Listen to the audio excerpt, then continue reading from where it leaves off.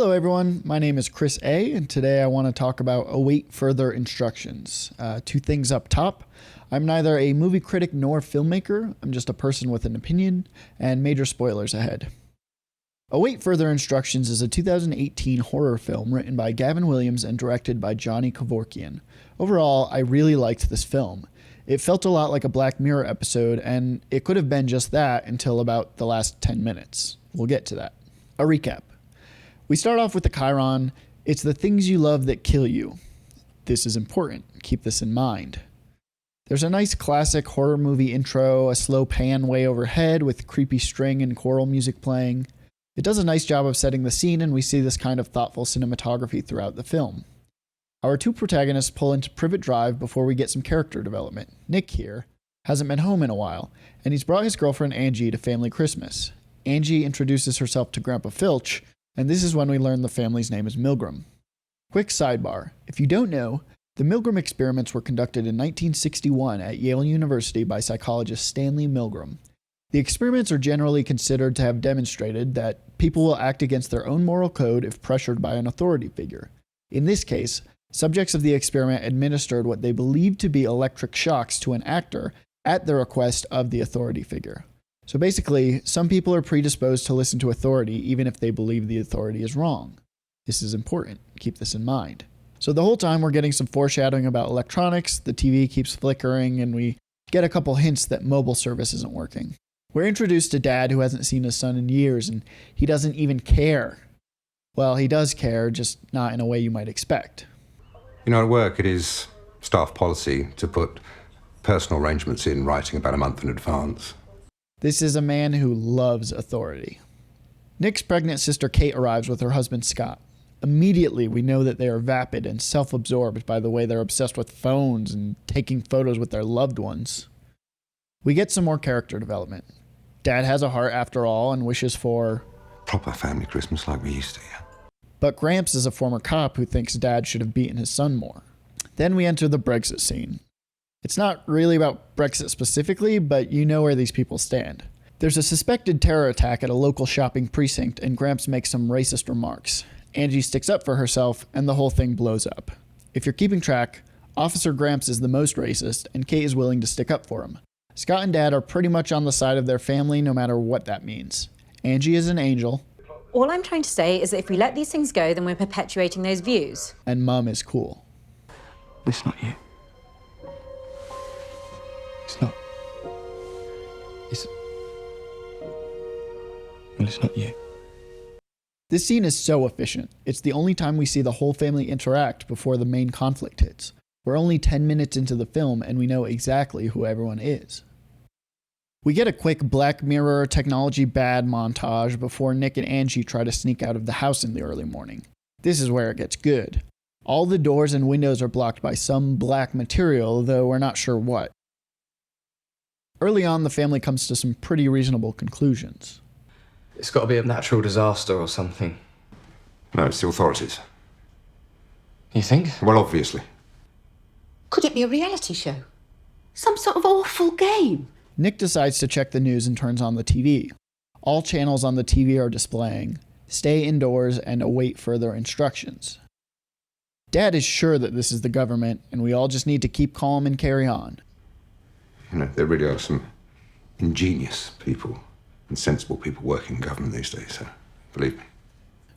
He approaches Scott alone and tries to get him on board. We need to be shepherds. Protect the herd. Even from themselves. We're men, Scott, and sometimes we're called upon to do things that no one else will. The family decides to have a proper British Christmas. And this scene just becomes more racist bickering. Angie coughs, she's had a bit of a cold this whole time, and now everyone becomes paranoid that the crisis is some pandemic. But what I really love about this scene is the shot of Dad saying grace. Everyone plays their part really nicely. Dad is saying grace fully engaged, Mum and Kate are engaged, but you can kind of tell it's only to please Dad. Scott is struggling to care about Grace. Nick and Angie aren't even pretending to care, and Gramps don't give a fuck. This scene isn't particularly important to the narrative structure. It doesn't tell us anything we don't know, and removing it wouldn't change the story. I just really like this scene. Before Dad is able to cut into the turkey, the TV changes to, "All your food is contaminated, eat nothing." But Dad doesn't stop at just eating nothing. No, he also destroys everything. Nick is not so sure that they should, destroy the only food they have, but Scott steps in to save the day. This scene does a good job of laying out the primary theme of the film: obedience to authority. Remember the Milgram experiment? While Nick is trying to think rationally, Dad is blindly allegiant to the government, and Scott is blindly allegiant to Daddy Milgram. Pretty standard sci-fi theme here. So we're starting to get hints of things may not be as they seem. If this is a government directing its citizens how to behave, that's one thing. But there's no indication of who is sending these messages. So we don't know if the TV is a good actor or a bad one. The family gets one more scrub your flesh with bleach message before things get really dark. The fourth message reads, use trial vaccination kits, atmosphere polluted, as 7 hypodermic needles fall into the fireplace. Angie, who has medical training, immediately notices that not only are the needles not properly sealed, they've already been used.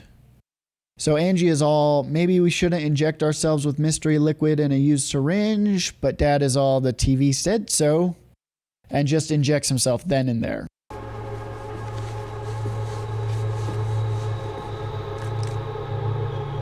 So they boil the needles for sterilization, and the family all takes turns taking the medicine. Of course, Angie and Nick are the most reluctant, but they do it eventually. Once Angie's given herself the medicine, Gramps immediately has a bout of poor editing before he vomits blood and dies. Look at how the lights blink on the Christmas tree. They clearly just sped up and boomeranged him, turning his head side to side. This was a choice. Everyone assumes the vaccination killed him, but Dad rationalizes the death through skepticism. Well, maybe the same thing would have happened to us if we hadn't taken it. It just didn't work on him. Maybe it was an allergic reaction. You've got to be kidding me. No, but it's possible, isn't it? This more or less shuts everyone up, and it is honestly a pretty reasonable conclusion. Maybe the medicine just didn't work for Gramps. But of course, Daddy Milgram is weaponizing skepticism here. He is not by nature a skeptic. When his TV tells him his food is contaminated, he throws out all the food. But a man who just injected a mystery liquid dies? Well, that could be any number of things. So whether we think the TV is a good or bad actor, we're getting a classic people are the real monsters vibe. While we have no idea what is going on outside of the house, much of the conflict we've seen so far has occurred within the house itself. And that theme will carry on through much of the movie. Scott returns the needles through the front door's access slot and loses a few fingers when he gets too curious. The TV flashes access slot contamination, which confirms our suspicions that the messages are reacting to the behavior of the people inside the house. We get some good character development between Dad and Nick as they're saying goodbye to Gramps.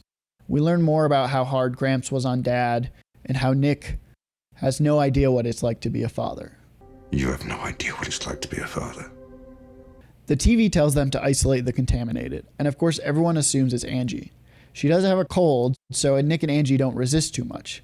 They know the family is going to listen to the TV over them.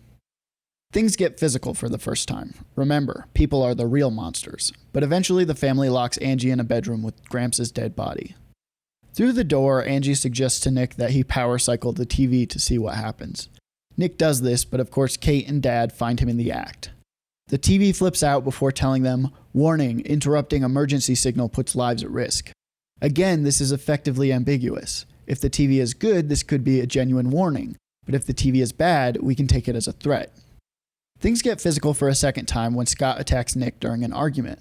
This escalates until Kate is knocked off the second floor and breaks her leg. Mom, Dad, and Nick go into a panic while trying to save her, but Scott just freezes. He looks at the TV, which flashes, I see you. So now we're pretty sure the TV is bad. I like the way Scott is written here. We don't see this much in film. Usually in times of crisis, everyone in movies panics, but Scott totally shuts down. This feels realistic to me and plays well into his character arc. He is desperate to be seen as a man, those are Kate's words, not mine, but is totally void of agency. He does what he thinks he needs to, but only as a subject of authority. He is unable to think for himself, so his uselessness in this scene makes total sense. Dad, also useless, eventually escapes to his study to do some very important work, and Mum makes a plea to the television overlords. We know you're busy, but we've had an awful accident. Another good scene that explores the desperation of human nature when pushed to a limit. So things calm down a bit, and Nick goes throughout the house trying to find some way out. He eventually MacGyvers together a boroscope and finds some spooky tentacles outside. Of course, the TV doesn't like this, so Dad doesn't like this. Things escalate to the point of Dad starting to torture Nick, but they get interrupted by Mum, who announces that Kate has died.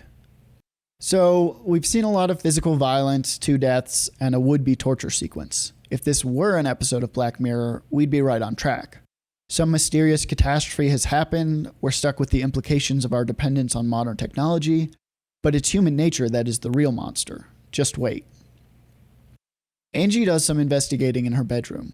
She finds out that the walls outside the window are made up of a whole bunch of cables, and the audience sees the POV of the camera through one of the cables. She also finds an old CRT television, and it gives her an "I see you" message. The third act hits with the TV announcing it's quarantining bedrooms one at a time, and gas starts pouring in through the walls.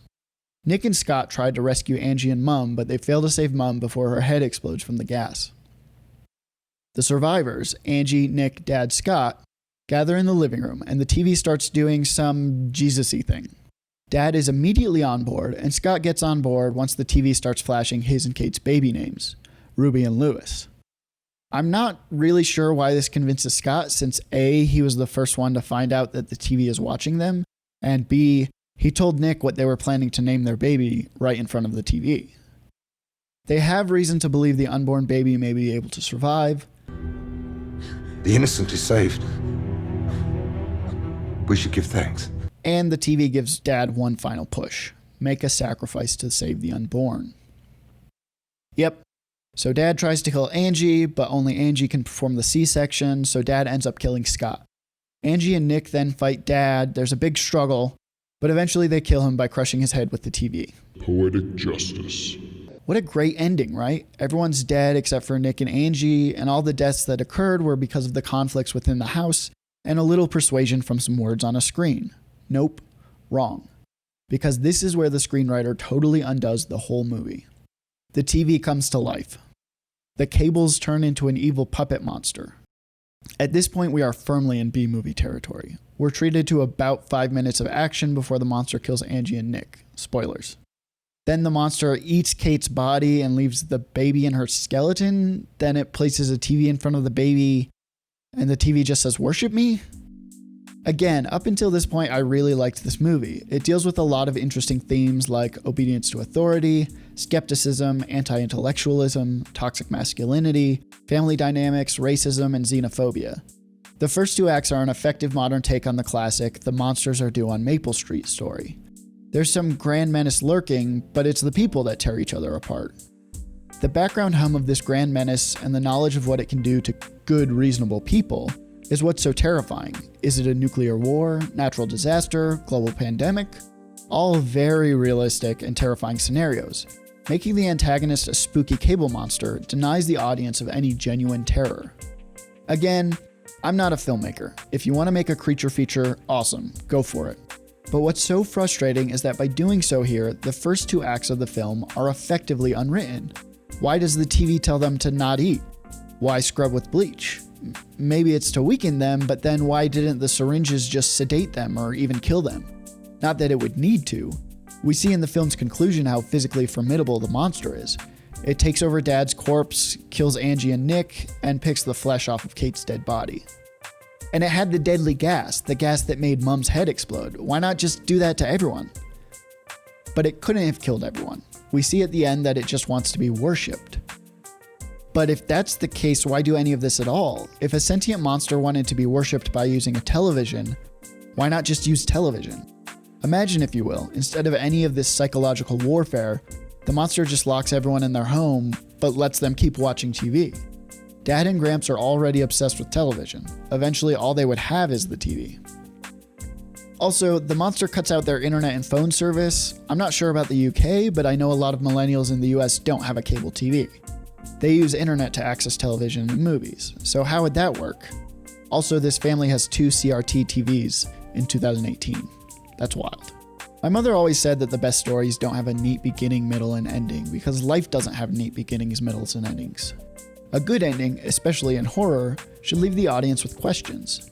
If I were to rewrite this movie, I would have ended it right after Angie and Nick killed Dad. We could have kept the beautiful ending shot, or the Cables could have retreated altogether. Think of Stephen King's The Mist. Spoilers for The Mist. The Mist is structurally very similar to Await Further Instructions. Some unknown threat traps people in a confined space, and the people turn on each other. But think of how The Mist ends. The threat just goes away. The army comes in and they've got the situation under control. We're never told the motivations of the monsters, but we don't need to know. The drama of the story comes from the people, and our protagonist is left with the trauma of the terrible things that everyone, including himself, did to each other, even when they thought they had no other choice. Imagine that ending here. The Cables just go away. It was just some terrorist attack, but it's over now. Meanwhile, this family has torn itself apart, and Nick and Angie have to live the rest of their lives with everything that went down. That would be a way more powerful ending than monster kills everyone then takes over the world. This would bring a little more meaning to the opening chyron, "It's the things you love that kill you." On the surface, this appears to refer to the television, but could more meaningfully refer to the family members killing each other. It's the things you love that kill you. But the family doesn't love spooky cable monsters, and that's what ultimately killed everyone. Hey everyone, thanks for watching one of my very first YouTube videos. I am brand new, so thanks for your patience with the quality. I'm still figuring a lot of things out. Please like, comment, and subscribe. I have to say that now. I'm legally obligated. And check out my other videos. Thanks.